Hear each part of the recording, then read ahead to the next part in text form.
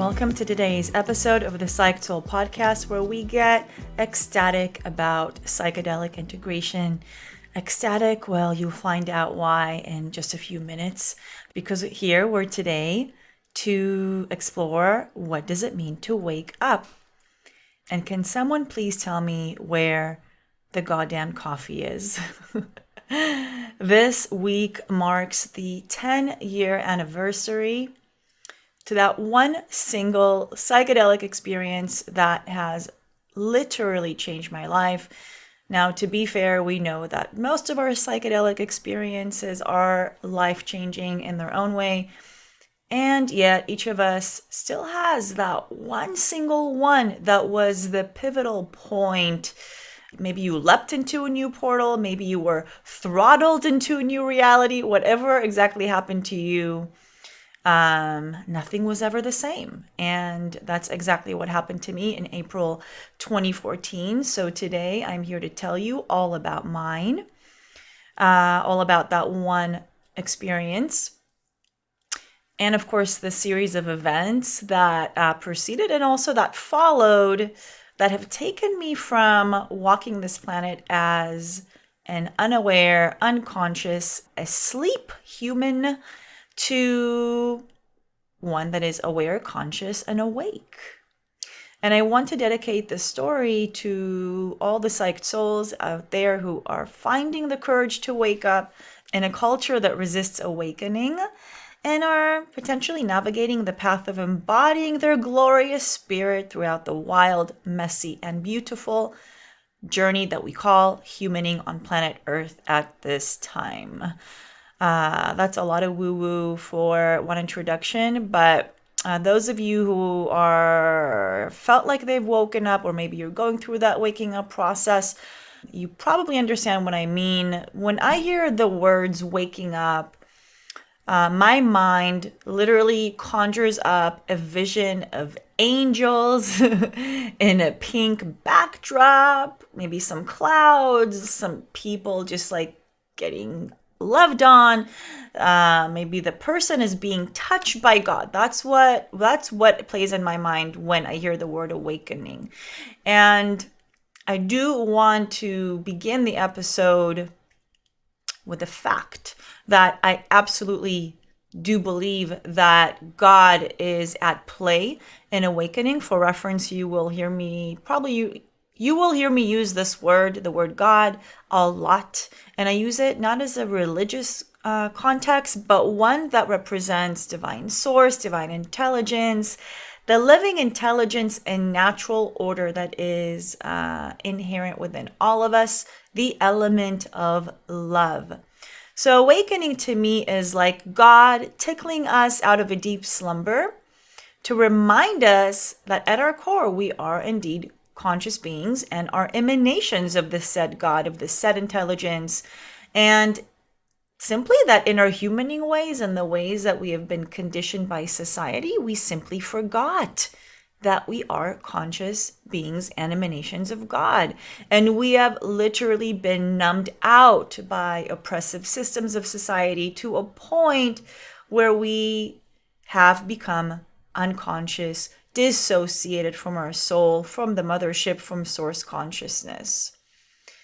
And many of us are so stuck within the story of suffering, that illusionary matrix that is a part of human life. And we have disowned the fact that we are spirits undergoing a human experience. To me, to awaken is to wake up from this said illusion and to remember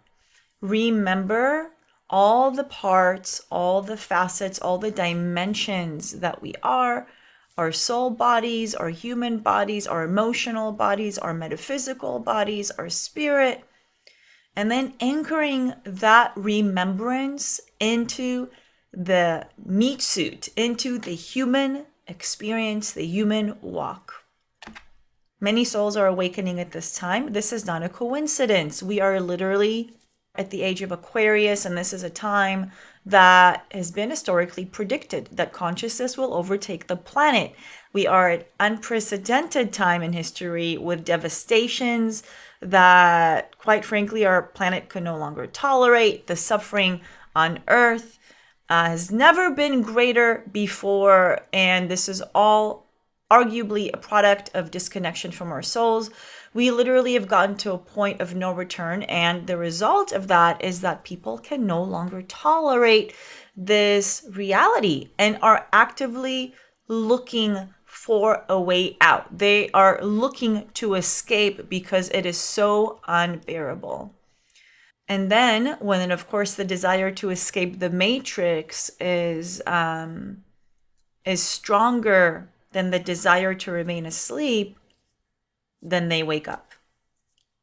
And then they begin life as a conscious being with a new vantage point, with a new set of eyes, and of course, with a slew of challenges. And it's like we are reborn and are learning to walk again. And this is what happened to me back in 2014, exactly 10 years ago. I cannot believe it's already been a decade, guys.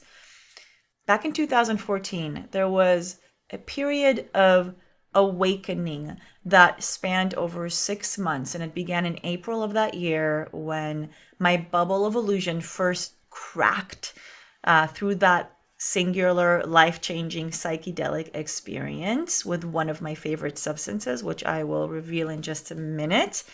So from April all the way to November of that year, when I had yet another peak experience, but this time without psychedelics at all, completely sober, where the old me died and I was reborn as a conscious being. Now, Dolores Cannon, the spiritual mentor, author, teacher, has theories about this, about souls dying and a new soul walk in. There are many ways to describe that particular experience that I had, that particular moment when I was reborn as a conscious being. I'm not going to try to get into any explanations or theories of what happened, but I'm just here to share what this was like for me, the raw and unabridged version. I've shared this story briefly on almost every single podcast that I had the honor to be a guest on, but I want to tell it like it is, and I want to tell how it felt for me. Also, a disclaimer, this episode, as usual, is not meant to encourage you to partake in any illegal activities, to partake with any illicit substances. If you do decide to make a choice on your own right to partake with psychedelic substances, please do so mindfully and carefully. We know that no psychedelic trip is ever alike, and similarly, no awakening story is alike.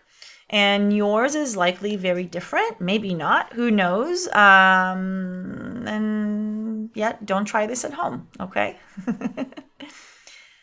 So let's, without further ado, so some background. I was living in Los Angeles at the time. Again, this was 2014. I was divorced with no children. I was living the life of a single woman. I worked as a creative educator in the beauty industry, as a makeup artist that led the training of other emerging beauty companies to move towards an innovative product, of which I was involved in its product design. This product was called airbrush makeup. I traveled a lot for that job. I really enjoyed what I did. I worked under the table because I did not at that time have residency papers in the United States. This is a very long story. I moved into the United States when I was 11 years old.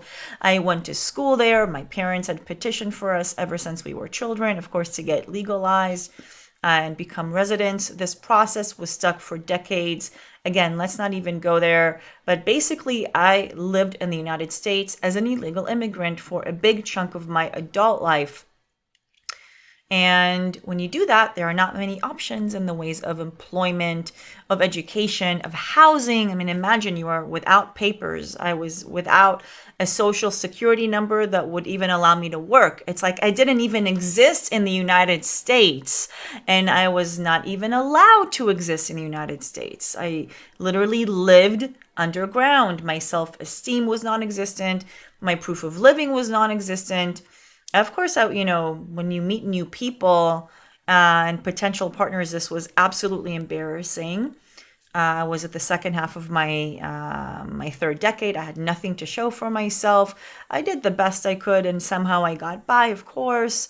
And though I could not articulate it at the time, my trauma, being a daughter to an immigrant family, was really dictating my life. I was living with undiagnosed post traumatic stress disorder, with anxiety, with depression, with no confidence, with insecure attachment issues, with body dysmorphia, with very poor self image. And I could not speak up for myself, advocate for myself.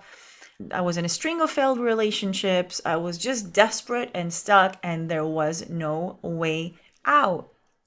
But as mentioned, I had made the best of what life has granted me. I still found joy in it. I still managed to live it in the best way that I could. I rented a one-bedroom apartment in Santa Monica.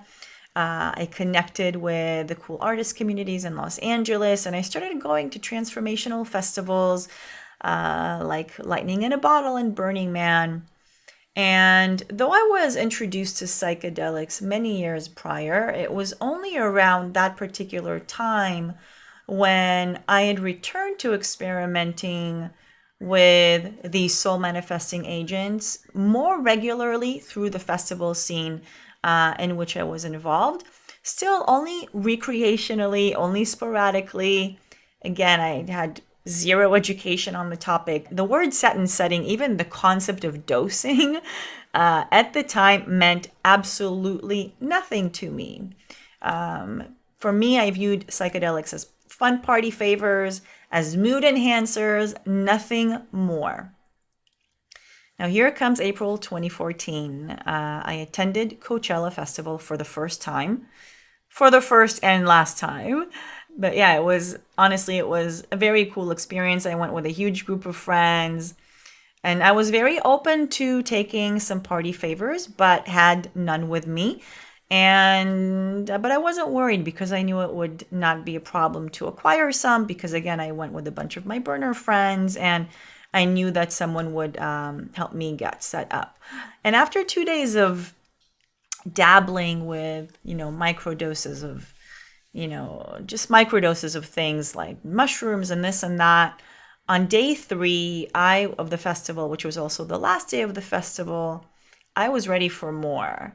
And on the dance floor of one of the DJs, a friend of mine, to this day, I look at this friend as a soul ally, as a soul contract, because this person literally handed to me what looked like a tiny newspaper packet containing the empathogen MDMA, or in its street name, ecstasy.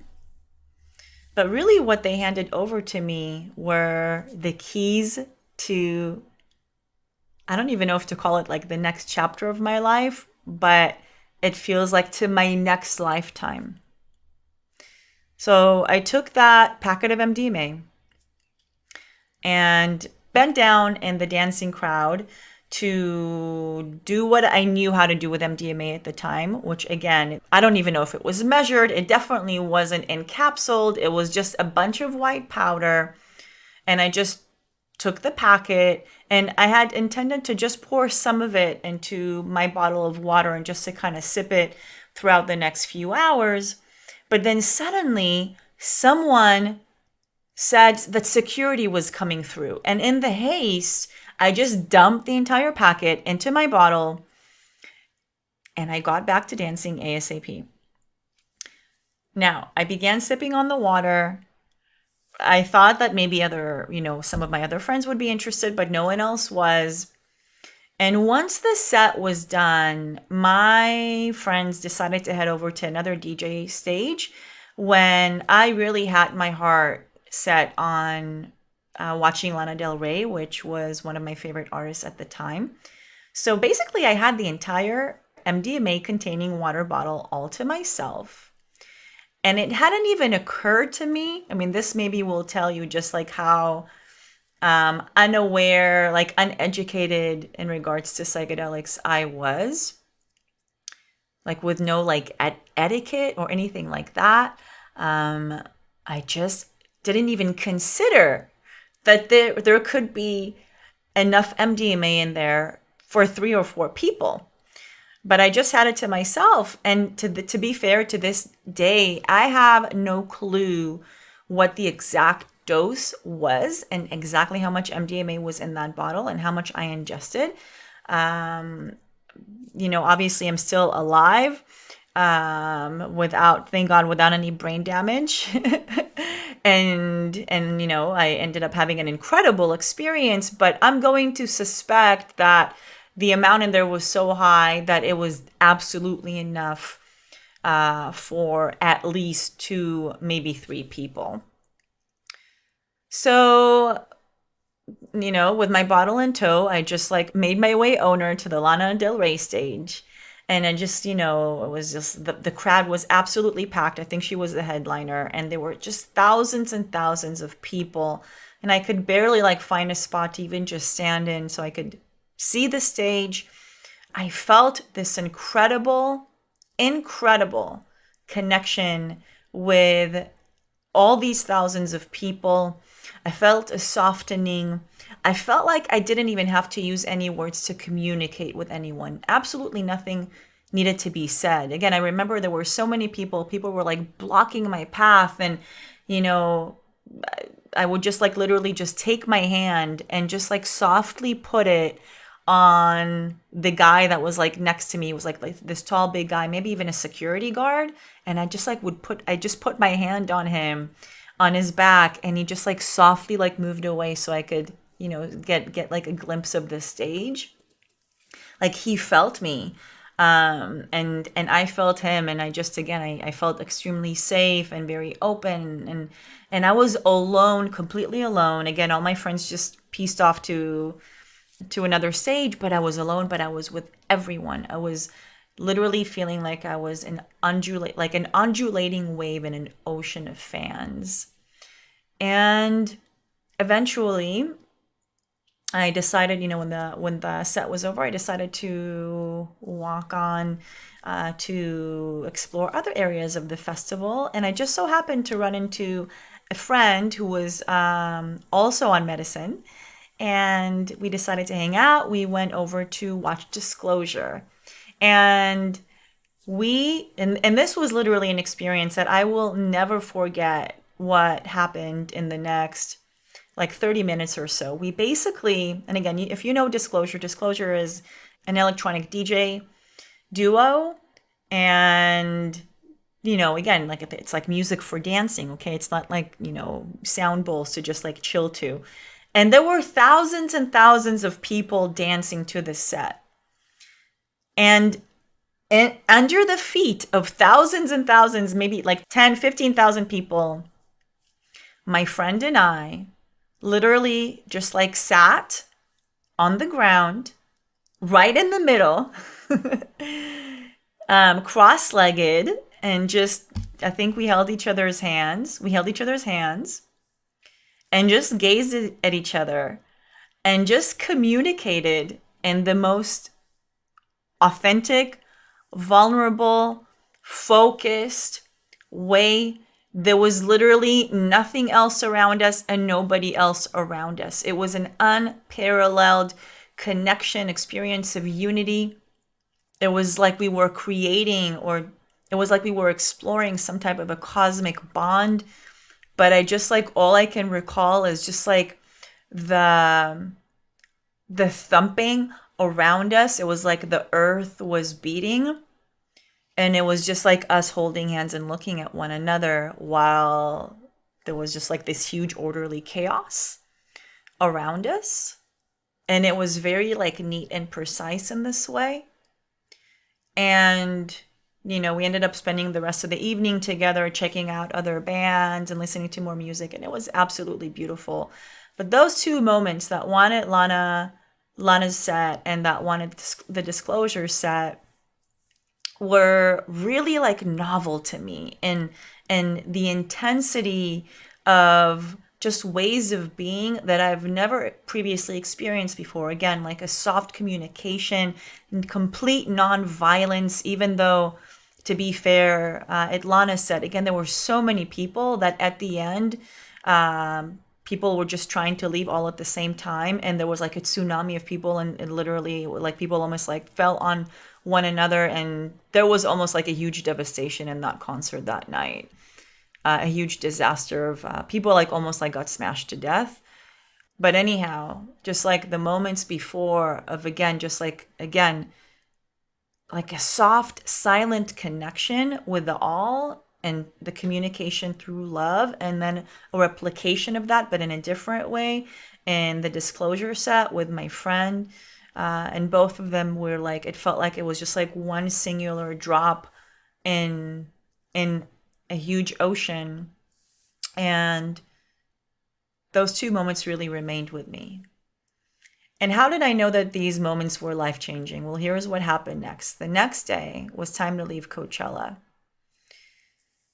I remember, we were all carpooling, and I just sat and looked out the window, and I felt gratitude like I've never experienced ever in my entire life.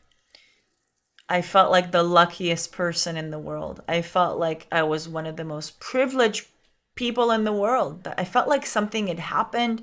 I felt like I witnessed a miracle. I felt like something was revealed to me. Something was shown to me. It left a mark on me. My heart was cracked, and I got pulled in like beyond the veil.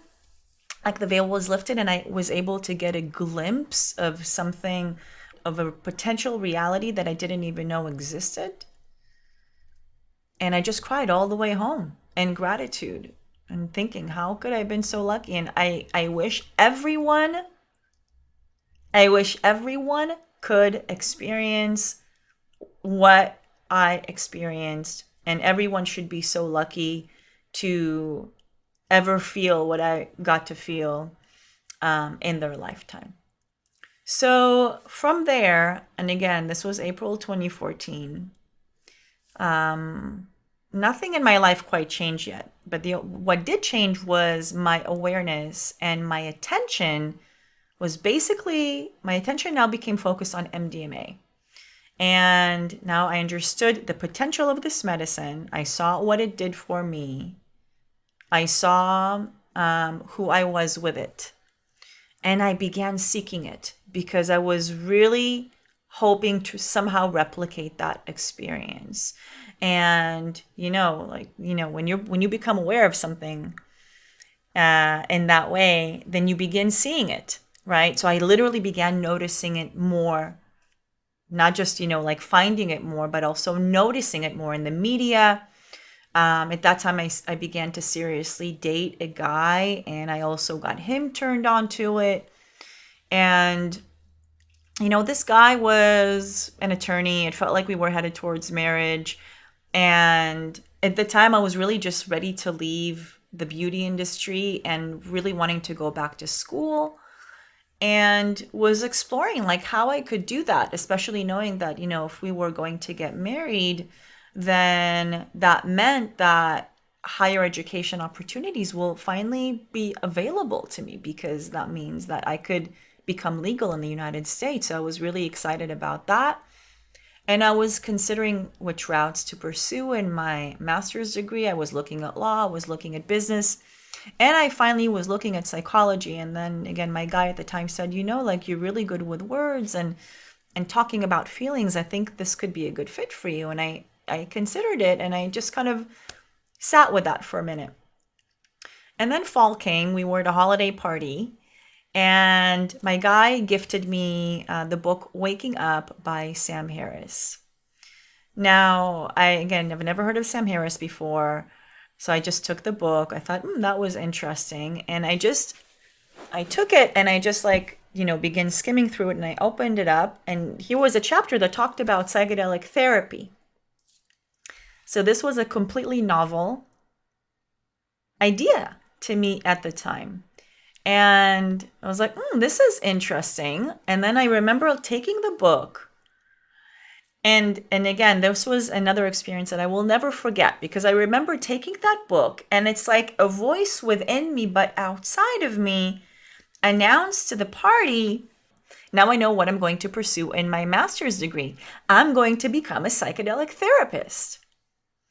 And I remember just announcing it. And again, just like seeing that it was me, but it wasn't me. And just noticing that, I was like, that is curious. Like, what part of me, and this was like an internal conversation. It's like, why would I say that? I don't even know what this is. But I just announced it. And it just seemed like the most natural thing. Like, I was just like, sure, like, this is what I'm going to do. Now, here's what happened next. Okay. A month later, now we're in November. My guy and I had tickets to go see Lana Del Rey again, and this time at the Hollywood Cemetery. I'm laughing because it's really just recounting those months is entertaining on the one hand, and I'm still laughing because it seems like so miraculous to me, and also like so precise in the way that the universe just like speaks with us and shows us quote unquote synchronicities when everything is literally by design. Now I see that everything is by design, and the messages and the signs are always there for us if we are there and aware enough to hear them, to receive them. And again, at that time, because of my MDMA experience that had cracked me open, I was aware and I was looking for the signs. Right? I was just like curious, and my entire body just became receptive to these MDMA messages, right? So we went to see Lana Del Rey. I absolutely knew that MDMA would be part of that night, okay? But this time with my guy. And we had an incredible night, which also included a very deep conversation about our relationship and where this was headed. Now, some things that were said in that conversation really disturbed me. And the next morning, what I know now as a psychedelic therapist with 10 years of experience under her belt, I understand that the days following MDMA are a stage where the serotonin levels in the brain are very low, meaning our mood is unregulated. Our emotions are unregulated. There is a very high tendency towards having a low mood, depressive state, sadness, anxiety, and even suicidal ideations.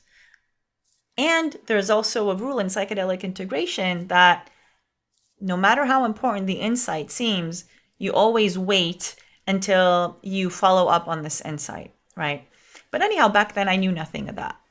So all I knew was that there were things that were said in that deep conversation on MDMA that disturbed me immensely, and I needed to confront him. The next morning after that super intense night, I literally opened my eyes and I picked up the phone to confront my guy about that conversation. And guess what happened? He just disappeared. He disappeared. He got so overwhelmed with my attack, or maybe what he perceived as an attack. He was also coming down from the medicine. On top of that, he had his children to attend to that morning. And this was just not the time to have that conversation. All right. And he just needed space. And I was not able to give it to him. And he just disappeared off the face of the earth, just ghosted me. And this had never happened to me before. And I fell into a very heavy and debilitating depression. For the next few weeks, I was in bed. I was undergoing intense crying spells. And I couldn't work. And I was looking for a way to soothe myself. And I remember hearing about meditation through a book that was recommended to me, the book called Return to Love by Marianne Williamson. And I began to meditate.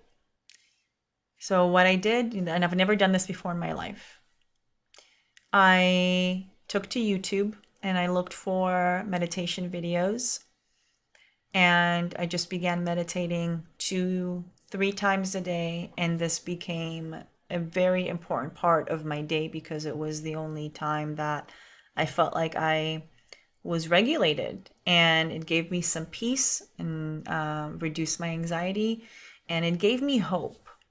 So it became a very important practice for me. But then, holiday season was also the peak work time for me. I had to get back to work. I had back-to-back trips I had to get to.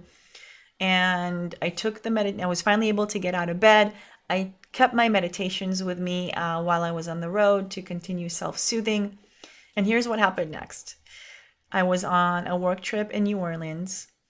And again, I was still extremely depressed, but this was one of our biggest events of the year. So I had to put on my best face. Had a extremely successful weekend with my clients.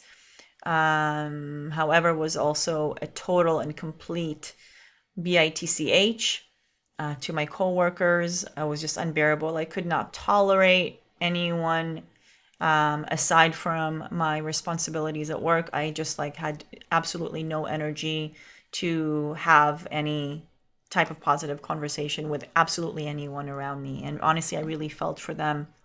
And I returned to my hotel room at the end of that work show, completely and utterly devastated. I was ashamed of the way that I treated my coworkers. I was crying. And, what am I going to do when I'm feeling like that? Meditation was my saving grace, and I decided to meditate. And sure enough, I went to YouTube and found a breathwork meditation and laid out a towel on that dirty green carpeted hotel room floor in New Orleans while there was a full moon outside my window. And I just got to it. And in that meditation, again, I was completely sober. No psychedelics were involved. Of course, no alcohol. All I utilized was breath work. And again, it was just intended to help me regulate my emotions and to bring me back to just a baseline that I, just being able to go to sleep. But what ended up happening was that I had undergone a very clear visionary experience where I saw myself while with closed eyes in a deep meditative state.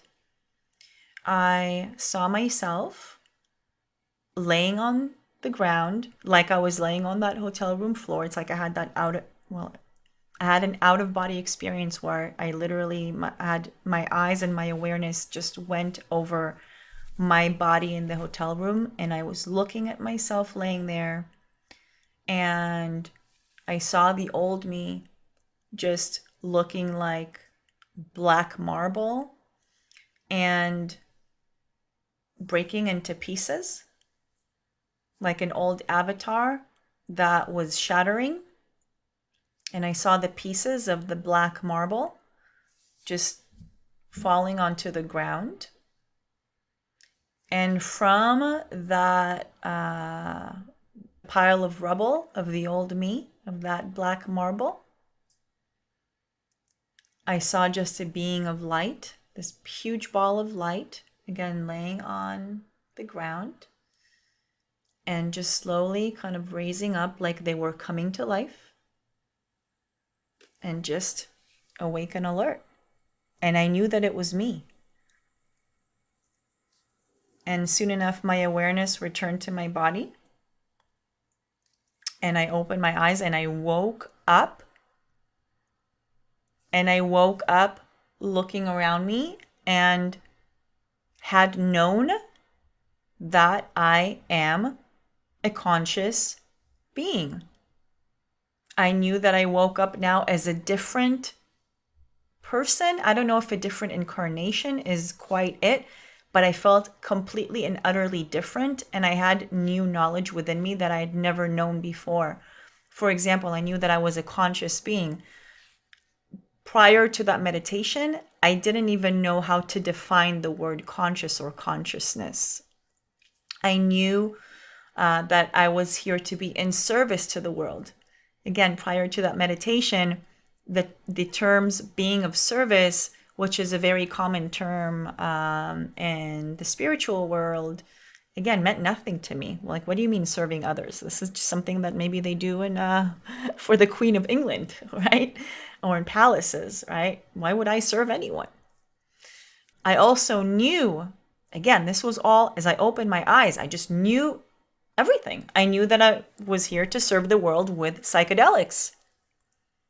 And more than that, I knew that my role was specifically to serve people through psychedelic therapy. But it wasn't just like a curious guess like I had at that party experience looking at Sam Harris's book and just saying, oh, I'm going to be a psychedelic therapist, which again, I wasn't even fully there. There was a part of me that said that, but it wasn't like fully me, and I didn't even understand why I said that.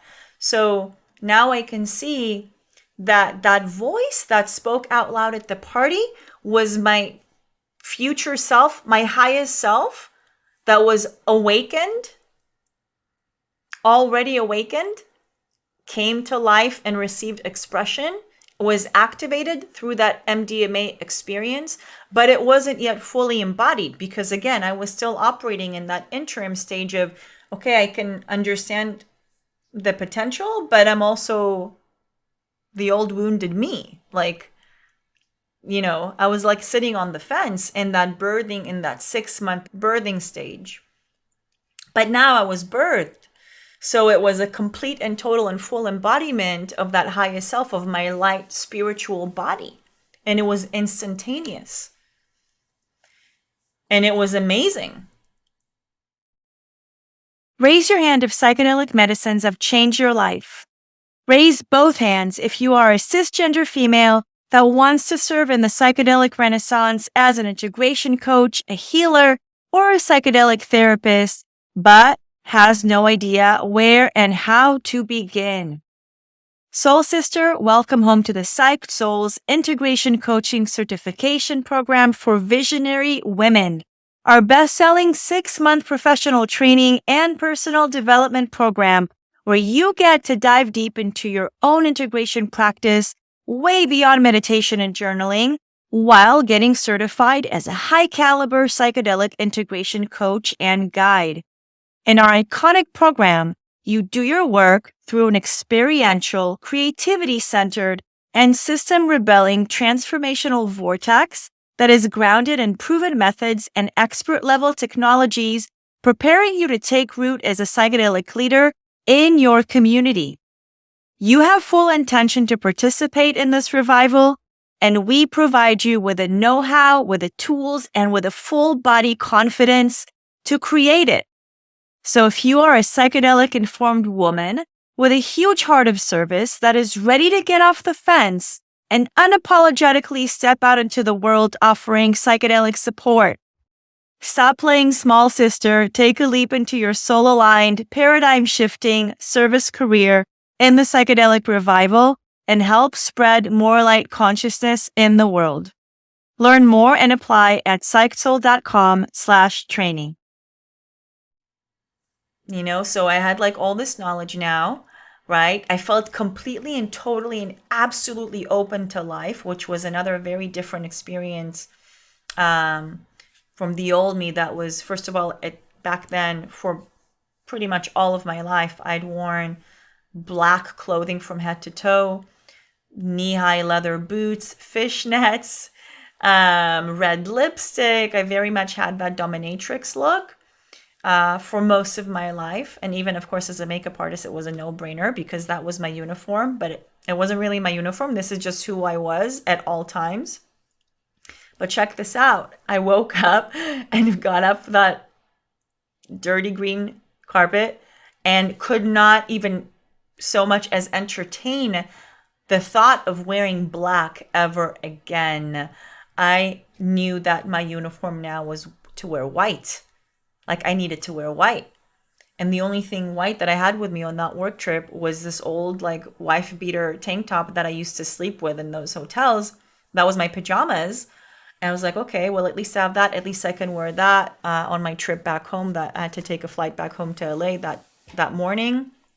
And I just wore that. I just could not wear my black clothes anymore. And by the way, this was the case for years. I literally had to go home. Well, I didn't have to, but I went home and I just looked at my closet and I just like took everything out and just got rid of all the black pieces. And I completely replaced my closet just to find clothes that felt more fitting to my energy, which was again all light and white cream colored pieces. More flowy, more like goddess style, more feminine, less like uptight and again dominatrixy. Like I couldn't even imagine like to look like I wanted to beat anyone up, or to even like so much as to hint at violence. Of course, even if it's healthy and consensual violence in that way, like in the BDSM relationships. But it just it wasn't what I was there to emanate at the time. And so I made that entire avatar costume change basically. And I remember even like walking to, I still had like an hour in New Orleans before my flight. And I went to a hat store and I did a thing that I would never in a million years would have done before. I just went and I bought a red hat, which, I mean, red. I don't think I've ever in my life had an item that was red of any type. It's just, except for my red lipstick. But a clothing item, a hat, like that absolutely was completely unlike me. But then that hat felt like very, very right for that particular avatar. And sure enough, it became my magic hat. It almost became my trademark. I'd worn it for years, almost every day. Now it's in storage back in the United States and I'm in Costa Rica and I miss that hat. But anyhow, so there was a whole closet change. There was, I remember going to the airport, even in my demeanor, I just remember like waiting for my flight and standing there and just like looking around, smiling, completely open. And I swear like multiple people came to me and just wanted to chat and ask me questions and communicate. And again, this was completely different from anything that I had known. Usually I would just bury myself in headphones. I don't want to look at anyone. I'm tired from work. Like I just want to get home. No, this time I was just completely, fully there in the present moment, available to interact, felt very safe, and radiating. I was literally radiating. And people felt it and they were magnetized to me, just wanting to interact, wanting to a piece of it, wanting to just like exchange, have like a light exchange. Again, there were all these different pieces. Like the world looked so different. I remember looking again, standing at the airport and looking at people, and suddenly it's like I could see people in a sleepy state. I could see people walking through the matrix. I could see people trapped in an illusion. I felt a lot of compassion for them, which again, this was nothing that I'd ever experienced in my life. And I basically understood, as this new code that I was carrying now as a conscious being, I understood and knew with every cell in my body that there is a higher power and a divine spirit that communicates with us and that I communicate with it and that I am it. And I was just it. So there was clarity in everything, clarity in my path, clarity in who I was, felt fully supported, felt completely free and ridden. Remember all that depression and anxiety and the crying spells and wanting to be in bed and all of that? That was just gone, disappeared, just like cut. And again, it was like I died. The old me died, disappeared. The old spirit body that I was before just was ready to end its trip on earth and just pieced out, and a new conscious light came into my body, and then I wasn't just embodying it. So I had a clear plan. I knew that I needed to pursue and find a psychedelic therapy master's degree and fulfill my purpose as soon as possible. I began a daily practice, and I was very devoted to that practice for a very long time. I began meditating, praying, journaling, envisioning my future, just spending a lot of time on my devotion and study every single day. This became an inseparable part of my life. And I returned home, awake, alert, excited, and all set to start my new life of service. And guess what? All the obstacles that were previously there, again, is that woman that was so disempowered, that couldn't even work, that had no clarity, that was stuck, that had a lot of limiting beliefs. I felt very desperate for a breakthrough and was really looking for someone else to rescue me. Guess what? All that was gone. I returned home and it was like a domino effect. Despite every single odd and hardship and obstacle that I had stacked against me, or so I believed, again, mostly because of my illegal status, this was a huge factor. Again, because to go to school in the United States, to get your master's, you needed to be a legal resident.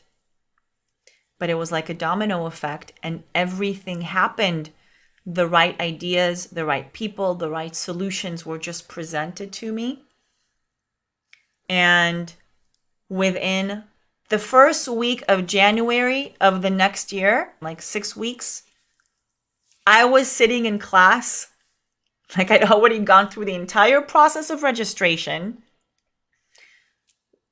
to get a grad school, right? Including fetching my undergrad credentials from Israel, getting them translated, getting them apostilled, getting them passed through, sitting in the committees, being invited to an interview by the dean of registration at that particular university that I had my heart set on attending. Right after I got that acceptance letter, because my credentials were good, but they found out that on that initial application, I ticked off the box that I wasn't not a resident. So they invited me for a clarification interview. But guess what happened? I actually discovered, again, in that pursuit and in that level of availability and just creativity, creative solutions were just being presenting themselves to me. I somehow discovered there was a loop in the law that mandated that no matter what status I was in, because of that, I had like a very special status at the time. I don't even remember like the exact status, but it was like very unique because, again, I was like petitioned to become a resident when I was young, but now I was an adult. So a lot of time had passed and my parents were already citizens, but I wasn't even a resident. And I like left the States, came back anyhow, like lots of little details like that apparently made a huge difference. But I discovered that there was a special loop in the law that allowed people in my unique position and status, granted me the right to study in a graduate master's degree in any university I wanted. And even the dean themselves did not know about this loophole, but I already had my immigration attorney on speed dial at the interview, ready to explain to them, to the committee, to the dean about this loophole law. And also just want to state that right before I went into that interview, I sat in my car and just like meditated about a positive outcome to this interview. And I felt like a part of me was very scared because it's like they came in to question me and question my integrity when I'm applying. And it's like basically they try to show that potentially I tried to lie my way in as an illegal immigrant. But of course, it was not the case. And I meditated in my car in the school's parking lot right beforehand and just meditated again on a positive outcome. And I saw myself sitting in class and visualized myself in that meditation, passing the interview. And then I did. And I was sitting in class, lo and behold, on the first week of January, immediately after. And I was a student getting my master's in psychedelic therapy. So that was that. And this was literally just one of the miracles that had followed that awakening that I had, that all began with that one experience in Coachella that cracked me open and allowed that highest version of me to emerge, even if for a few hours, even if for a few quick hours, watching Lana Del Rey and Disclosure at a music and art festival in the middle of the desert, a complete recreational experience with no intentions, no set and setting, no dosing, no integration, no nada. Okay? And the new version of me knocked and was allowed expression, and it didn't leave.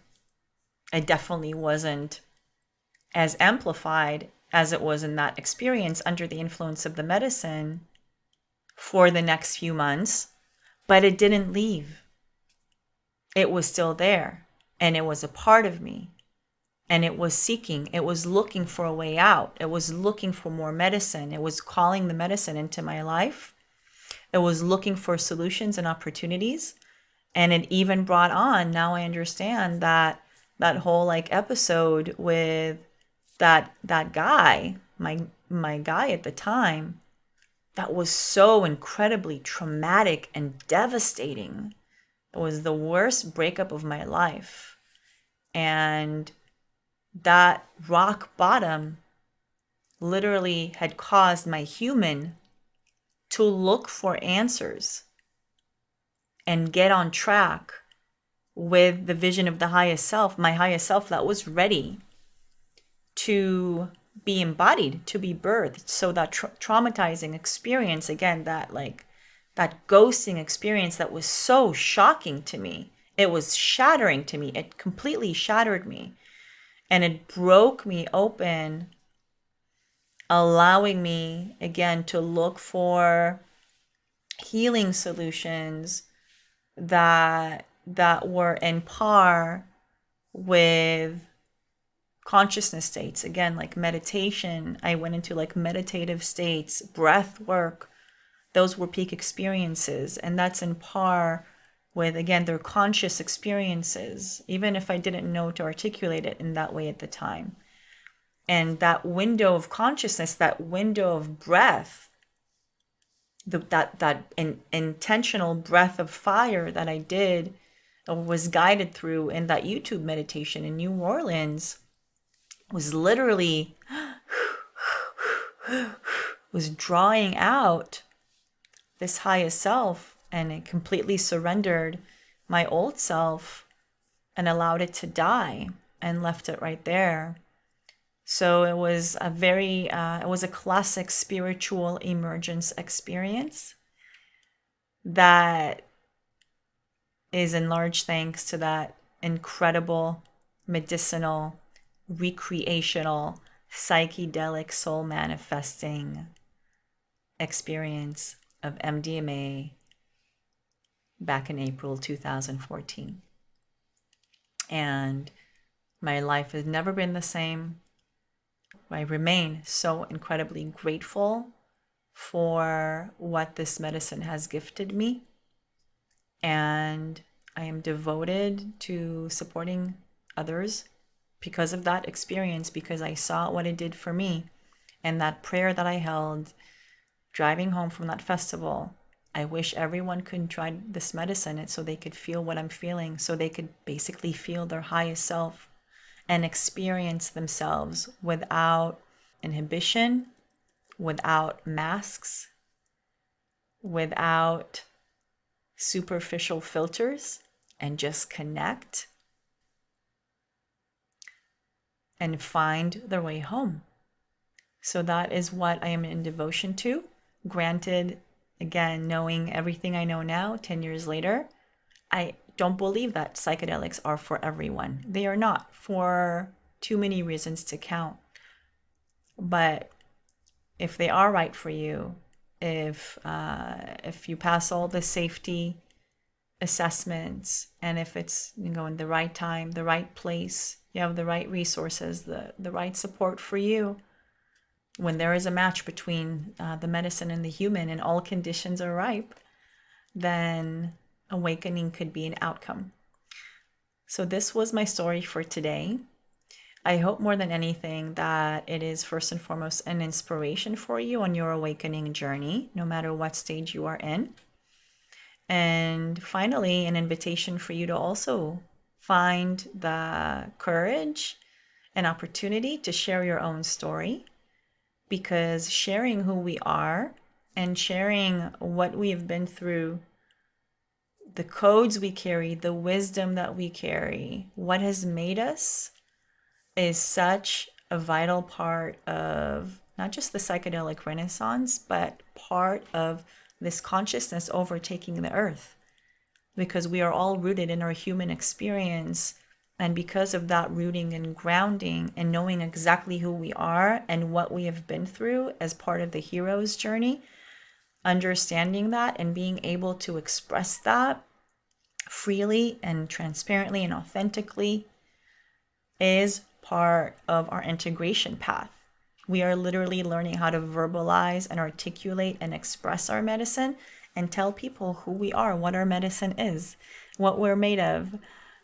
So again, I hope that this episode was inspiring to you in this way. And of course, you're welcome to listen to our previous episode with Marisa Sturtz, where we talked about storytelling as medicine. And also, you're welcome to drop me a line and let me know what you think about this episode at support@psychedelic.com.